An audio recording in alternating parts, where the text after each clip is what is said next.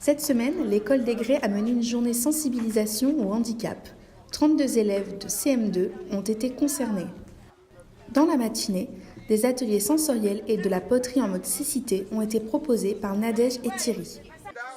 Ils ont ensuite participé à une après-midi handisport dans la cour de l'école. Au programme, cécicross et serbacane. Vas-y, avance. Avance. Attends, à gauche. Lève les jambes. Lève les jambes. Lève les jambes. Lève les jambes.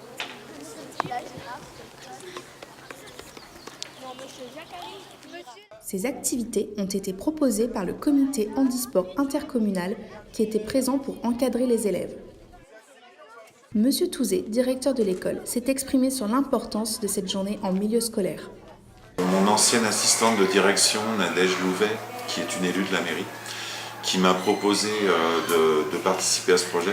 Et c'est vrai qu'on a été sensibilisé à ça parce que les années où Nadège a travaillé, on a vu une femme malvoyante qui arrivait à travailler correctement et normalement, on va dire. Et depuis cette année, on a une collègue qui est handicapée, qui est en fauteuil. Donc le handicap, il fait un petit peu partie de notre vie quand même. On évoque toutes ces valeurs et toutes ces choses, la différence, le handicap. Et donc là, le faire, c'est quand même mieux que d'étudier seulement.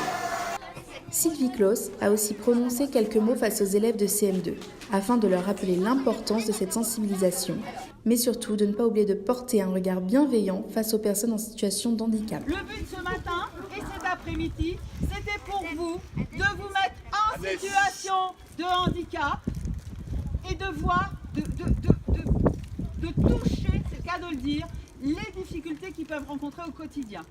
Pour que quelque part votre regard change vis-à-vis de personnes en situation de handicap que vous pouvez croiser dans la vie de tous les jours. Les élèves de 5e F du collège La Boétie étaient aussi présents afin de diriger l'atelier de cécicross. Classe à projet handisport qui a pour professeur principal Vanessa Goulet. Donc là vous êtes dans un parcours à l'aveugle. Vous allez mettre chacun un bandeau. Zachary il va vous les distribuer. Ils travaillent ensemble, tout au long de l'année, sur des thèmes liés au handicap. Il était donc naturel pour eux et leur professeur principal d'être présents à cette journée. C'est une classe à projet handisport, donc ils ont eu différents projets tout au long de l'année. Ils ont travaillé sur le Téléthon qu'ils ont organisé au sein du collège et ils ont organisé la semaine citoyenne au collège avec une épreuve handicross auprès des autres élèves de 5e. Beaucoup de gens pensent que tu es handicapé, du coup tu peux pas faire comme les autres, et que nous du coup on va autrement. On peut voir que les gens font comme nous, et que ça change pas leur quotidien. Je pense que ça a quand même changé le regard par rapport à la société, par rapport à eux, mais par rapport à leur entourage aussi.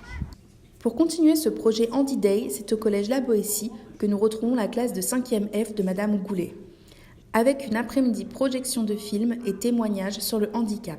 J'étais bipolaire et ce qu'on appelle maniaco-dépressive, un peu en haut, un peu en bas. Mais comme j'avais pas des périodes très hautes ou très basses, on me disait que t'es juste dépressive. Et en fait, c'est génétique ou c'est par la cause du... Moi c'est un choc. Moi en fin de compte j'ai eu un choc à 13 ans, mais ça m'a... En fin de compte, c'est pas ça qui m'a fait déclencher la dépression. La dépression s'est déclenchée que l'année dernière, mais j'ai passé par des stades, j'étais anxieuse, je pleurais tout le temps. Et pour moi, c'était normal. Mais là... Depuis 2008, la ville de Moissy-Cramayel propose le Handi Day avec des actions de sensibilisation au handicap. L'objectif étant de mobiliser petits et grands face à cette question et de porter un regard nouveau sur la réalité quotidienne d'une partie de la population.